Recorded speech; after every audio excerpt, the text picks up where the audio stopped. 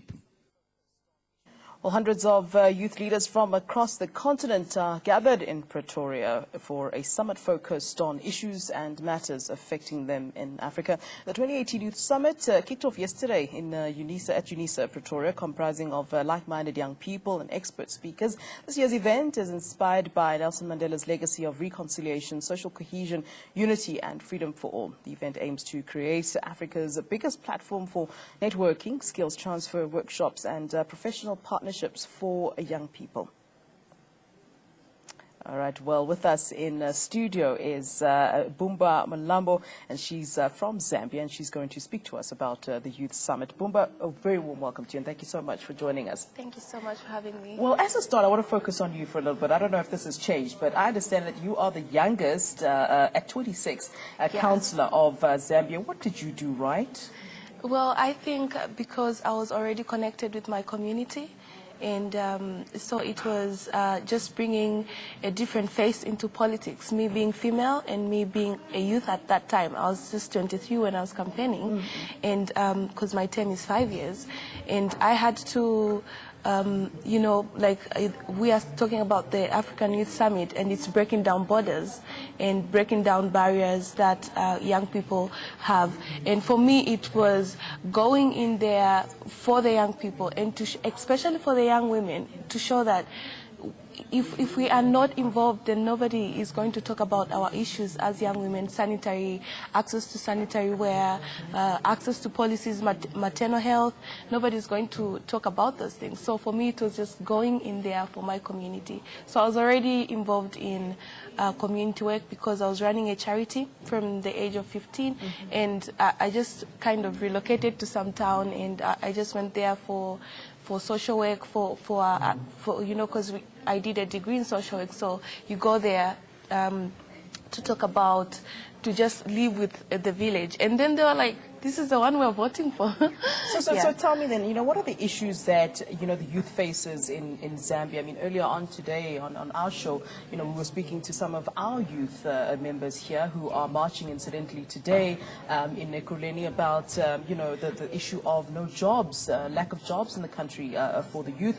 And one of the other issues that we've been grappling with, and for many, many years in our country, of course, is the issue of drugs that impact the youth. And I guess ultimately, if you look at the trail, that also then impacts on, you know, why they cannot be employed in any case. So, I mean, it's a vicious cycle, and I suppose all these issues sort of interconnect, don't they? So what are the issues in Zambia that you see as part of the youth yourself, and that the youth that you deal with are really sort of grappling with?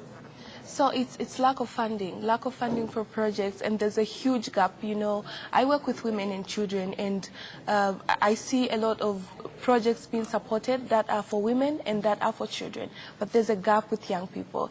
And I believe that young people are the most untapped reservoir of talent, especially in Africa, and nobody's tapping this talent. So, you know, like the young people that are organizing the Breaking Down Borders had to go through hell to access funding and access, you know, to fly people like me here to come and speak and to come and show what young people are doing.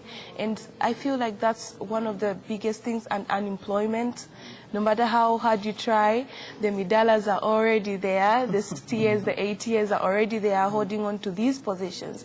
And just people believing that actually a young person can lead.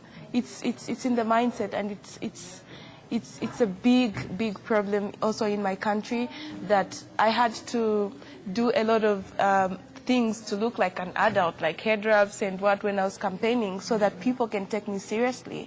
And also when you're talking about drug abuse, it's frustration of lack of employment.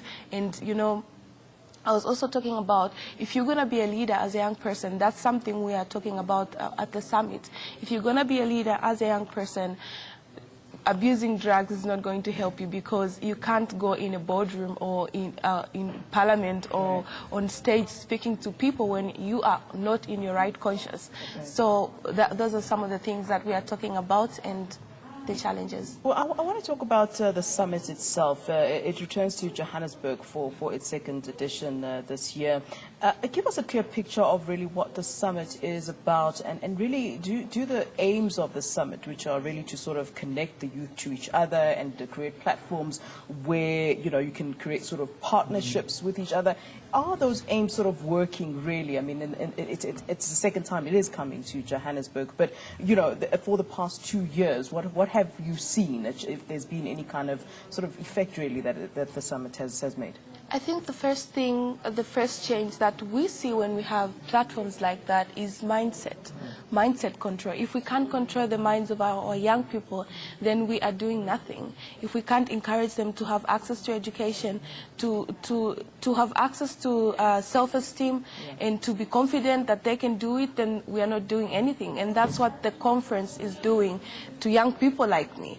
For me to be here, I had to go through several conferences, and the teachings and people speaking, and me looking at young people that are focusing on doing something for their countries made me go and stand on a podium and say, I'm 23, I'm a baby, but I'm going to be your mother. And my ward has 17,000 people that I am looking after, so many households. But I'm doing it as a young person.